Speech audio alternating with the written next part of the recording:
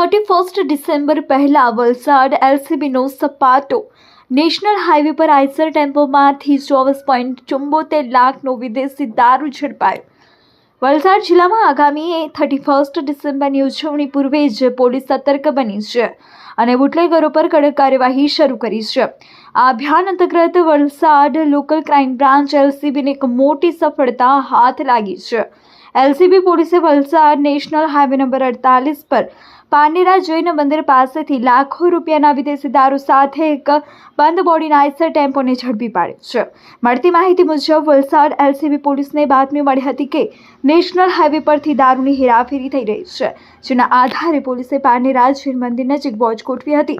તે દરમિયાન શંકાસ્પદ જણાતા એક બંધ બોડીના આઈસર ટેમ્પોને અટકાવી તલાશી લેતા તેમાંથી વિપુલ પ્રમાણમાં વિદેશી દારૂનો જથ્થો મળી આવ્યો હતો. પોલીસે ગણતરી કરતા ટ્રકમાંથી કુલ 24.74 લાખ રૂપિયાનો દારૂનો જથ્થો મળી આવ્યો. એલસીબી પોલીસે સ્થળ પરથી આઈસર ટ્રક અને દારૂના જથ્થા સહિત કુલ 39,79,400 રૂપિયાનો મુદ્દા માલ જપ્ત કર્યો છે. આ પ્રકરણમાં પોલીસે ટ્રક ચાલકની ધરપકડ કરી કાયદેસરની કાર્યવાહી હાથ ધરી છે.